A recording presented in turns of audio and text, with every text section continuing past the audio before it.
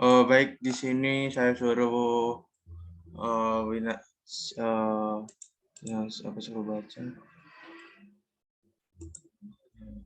Winarni, tolong dibaca PPT ini, Winarni.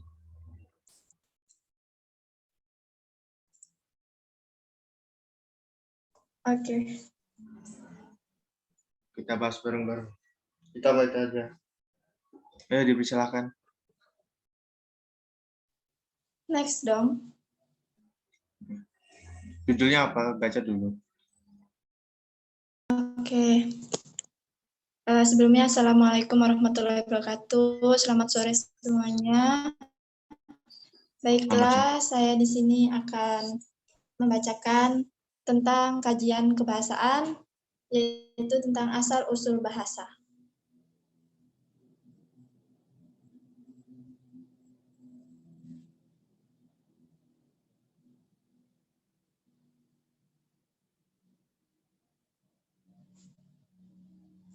Pengertian bahasa. Ini menurut Karida Laksana 1993-21 dan Depdikbud 1997.277. Di sini dijelaskan bahwa bahasa sebagai sistem lambang bunyi yang arbiter yang dipergunakan oleh para anggota suatu masyarakat untuk bekerja sama, berinteraksi, dan mengidentifikasi diri.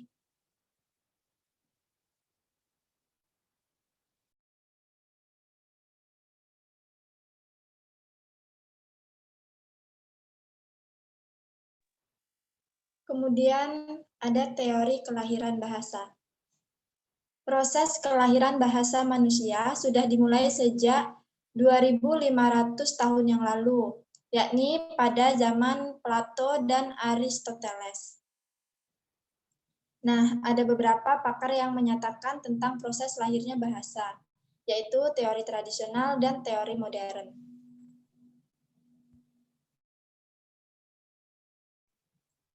Apa itu teori tradisional? Nah, ada dua teori tradisional yang menyatakan tentang kelahiran bahasa, yakni hipotesis, monogenesis, dan poligenesis. Yang A, hipotesis monogenesis. Penyelidikan antropologi telah membuktikan bahwa kebanyakan kebudayaan primitif meyakini keterlibatan Tuhan atau dewa. Kemudian, pada hipotesis poligenesis, bahasa-bahasa yang berlainan lahir dari berbagai masyarakat, juga berlainan secara evolusi.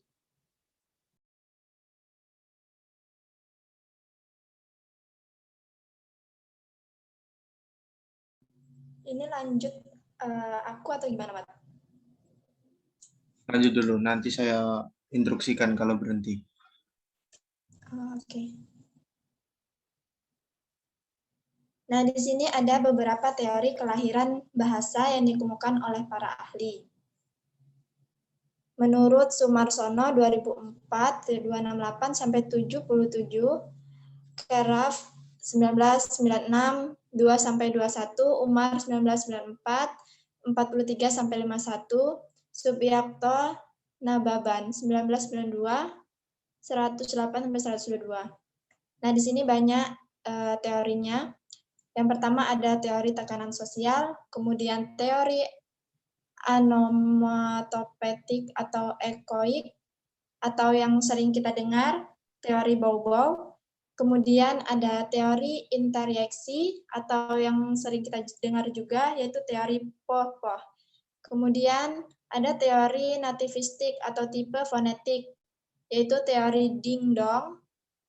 Kemudian ada teori Yoheho, teori isyarat, teori Gusturei, teori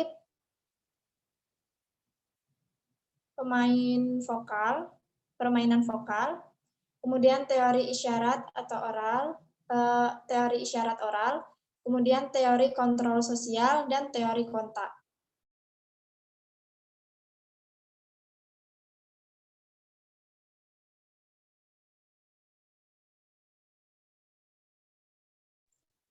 Masih ada lagi teorinya, yaitu teori Hotchkiss-Ascher, kemudian teori teriakan, ada teori konvensional atau nomos, dan yang terakhir ada analogi dan anomali.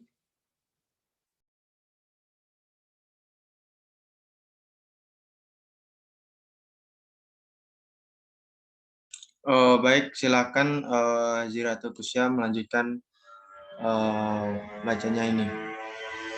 Pada Rizatul, saya persilakan. Selanjutnya ada teori modern. Yang pertama itu teori antropolog. Manusia itu tercipta dengan pelengkapan fisik yang sangat sempurna hingga memungkinkan terjadinya ujaran atau kemampuan berbahasa. Yang B, teori evolusi manusia. Dari penemuan ekologis di berbagai tempat, para ahli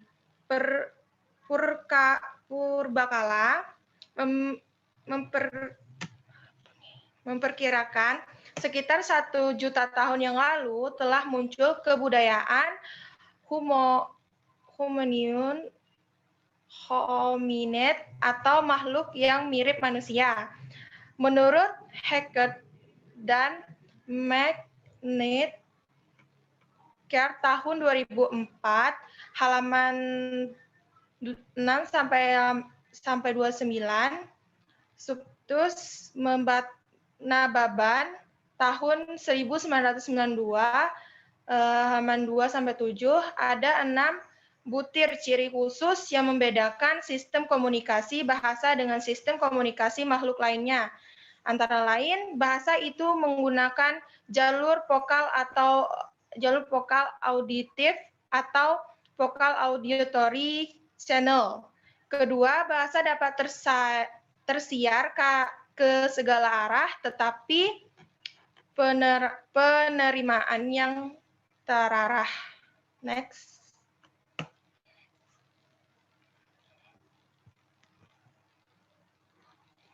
Yang ketiga, lambang bahasa yang berupa bunyi bahasa cepat hingga setelah diucapkan, karena semua isyarat bahasa yang berbentuk suara itu cepat hilang. Keempat, partisipan dalam komunikasi bahasa dapat saling berkomunikasi atau interagability. Yang kelima, lambang bahasa itu dapat menjadi umpan balik yang lengkap. Yang keenam, komunikasi bahasa mempunyai spesialisasi. Yang ketujuh, lambang-lambang bunyi dalam komunikasi bahasa adalah bermakna atau merujuk pada hal-hal yang tertentu. Yang terakhir ada arbiter.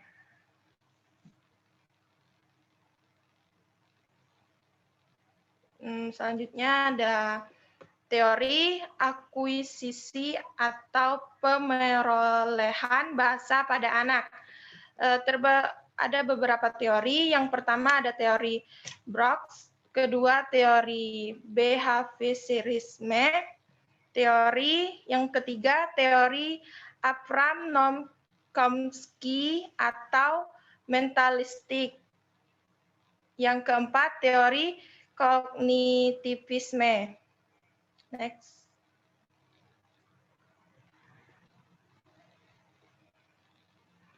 Oke, yang selanjutnya. Perkembangan sejarah bahasa dari zaman Yunani kuno sampai sekarang tidak lepas dari adanya kontroversi. Kontroversi yang pertama sudah ada sejak abad ke-6 sebelum Masehi. Dua kubu yang saling berhadapan saat itu, kubu Pusis dan kubu Desis. Kubu Pusis percaya bahwa ada keterkaitan antara kata dan alam. Keterkaitan antara kata dan alam itu menurut kubu Pusis bersifat alami dan memang sangat diperlukan. Sebaliknya, kubu Tesis percaya bahwa tidak ada keterkaitan antara kata dan alam. Hubungan antara kata dan alam sifatnya arbiter dan konvensional. Kontroversi yang kedua terjadi sekitar abad ke-4 sebelum Masehi antara penganut paham analogi dan penganut paham anomologi. Anamoli. Karena tajamnya perbedaan keyakinan antara dua aliran ini, mereka tidak mau tinggal dalam satu kota. Para penganut paham analogi berpusat di kota Alexandria, sedangkan para penganut paham anomali lebih suka tinggal di kota Pergamum. Oke, baik. Selanjutnya, terima kasih Haris Irato. Selanjutnya akan dibacakan oleh Nelly. Kepada Nelly, saya persilakan.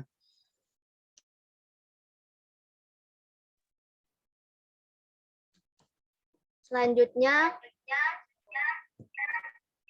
yaitu kontroversi yang ketiga timbul pada zaman Renaissance antara para penganut empirisme dan para penganut nasional. Kaum empiris percaya bahwa para manusia itu mempunyai kemampuan, tetapi tidak tahu banyak tentang kemampuan itu. Mereka menganggap bahwa jiwa manusia itu seperti kertas kosong yang dalam istilah mereka yang sangat terkenal itu sebagai tabula rasa. Sebelum jiwa manusia melakukan kegiatan, manusia tidak mempunyai apa-apa. Jiwa kita ini kosong sebelum ada rangsangan lewat indera kita. Dalam masalah bahasa, kaum empiris percaya bahwa bahasa itu dipelajari dari lingkungan sekitar. Jadi, bahasa itu pada hakikatnya, menurut mereka, yaitu dipelajari.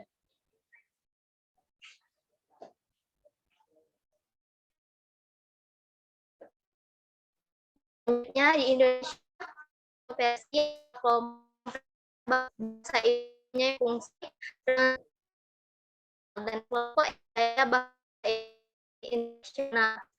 Bagi para penganut transnasional, fungsi bahasa yang ialah ujaran. Kelompok ini percaya bahwa yang terkecil ialah kalimat. Sebab kalimat itu berisi yang dianggap. Siapa yang menerima pesan dapat diterima haruslah jelasnya kalimat yang dikatakan oleh seorang penutur yang ideal tanpa celah.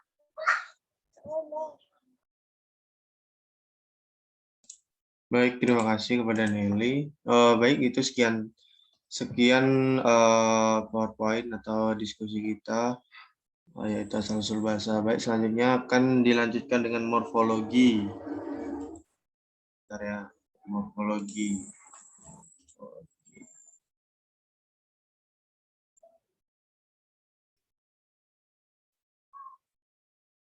Sebentar ya. WA web lagi gangguan. Bentar.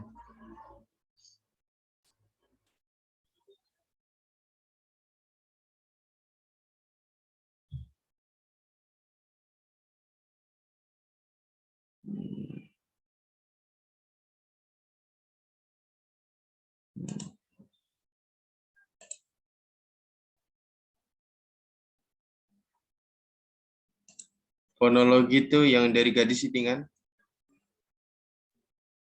Iya kan? Halo? Fonologi, Mat. fonologi. Yang dari gadis kan? Iya. Ya, oke. Baik, yang untuk pembaca, kita share screen dulu ya. Kita lebarin bentar. Aduh. Bentar ya.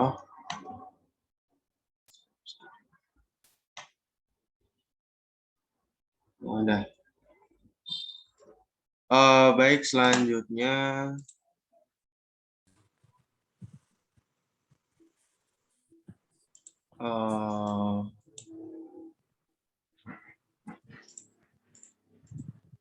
Apa kakak, Kak? selanjutnya dibacakan oleh Maya Cynthia. Kepada Maya saya persilahkan. Ada Maya? Ya, Silakan dibacakan materinya. baik, saya akan membacakan materi mengenai fonologi. Selanjutnya,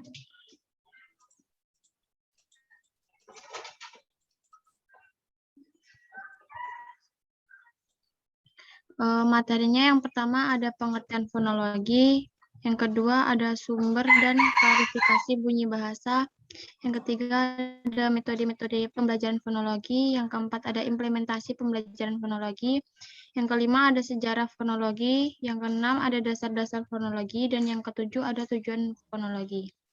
Selanjutnya, Mat. Yang pertama, pengertian fonologi. Fonologi yang berasal dari gabungan kata Yunani pon, bunyi, dan logos, tatanan. Kata atau ilmu disebut juga tata bunyi. Bidang ini meliputi dua bagian, yang pertama fonetik dan yang kedua fonemik. Selanjutnya, Mat. Pengertian fonologi menurut para ahli. Yang pertama, ada pengertian menurut Kridalaksana.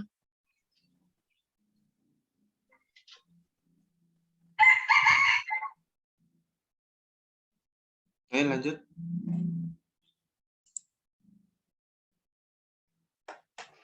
Yang selanjutnya ada pengertian fonologi menurut Abdul Chair. Yang ketiga ada pengertian fonologi menurut Verhaar. Yang keempat ada pengertian fonologi menurut Keraf. Yang kelima ada pengertian fonologi menurut Fromkin. Dan yang keenam ada pengertian fonologi menurut Trubetskoy.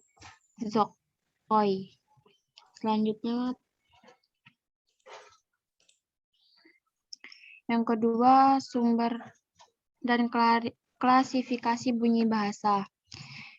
Sumber itu ada, yang pertama ada udara, yang kedua ada artikulator atau bagian alat ucap yang bergerak, yang ketiga ada titik artikulasi atau bagian alat ucap yang menjadi titik sentuh artikulator yang bersifat pasif ketika berbicara. Sedangkan klarifikasi bunyi itu ada dua jenis, yang pertama klarifikasi vokal, yang kedua ada klarifikasi konsonan. Selanjutnya,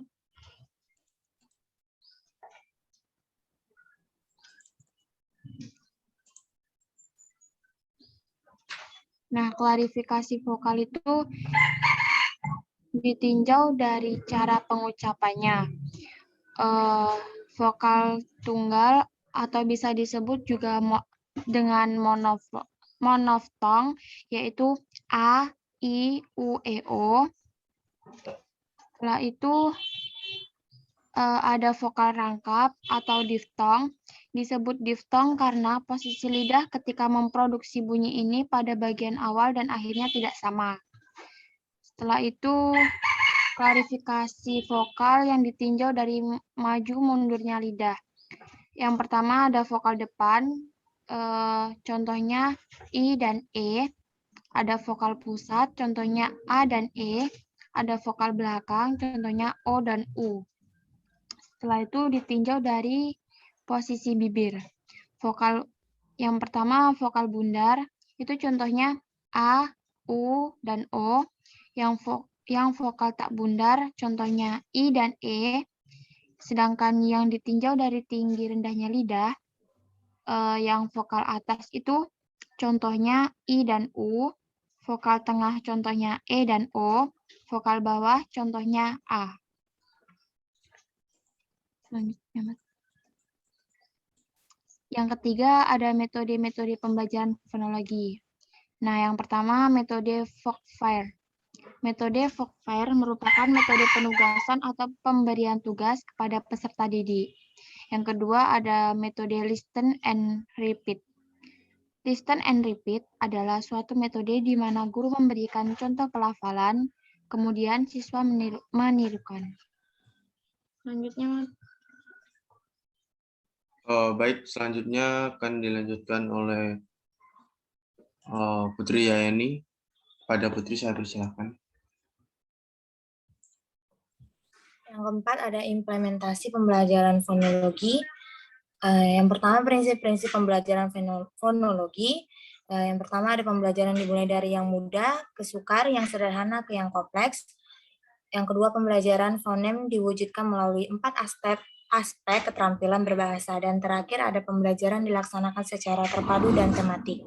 Yang kedua ada langkah-langkah pembelajaran fonologi, yaitu tahap persiapan, tahap melaksanakan, tahap penilaian.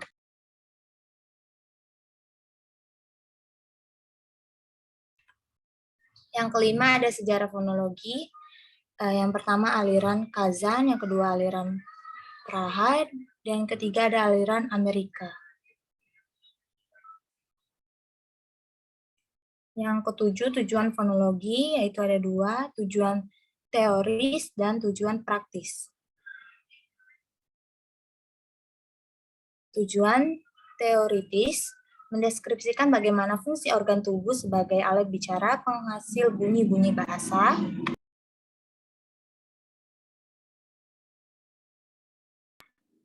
Mengklasifikasikan bunyi-bunyi bahasa berdasarkan karakteristiknya, mendeskripsikan runtunan bunyi dalam satu satuan bunyi tertentu. Salah satu satuan bunyi adalah silabis, dan mendeskripsikan bagaimana proses terjadinya bunyi bahasa. Selanjutnya, tujuan praktis ada 3. Yang pertama untuk tujuan latihan berbicara, untuk penyembuhan penderita tunawicara, dan kedua untuk menentukan bahasa purba dengan satu metode rekonstruksi fonem, dan yang terakhir untuk pengajaran bahasa. Terima kasih.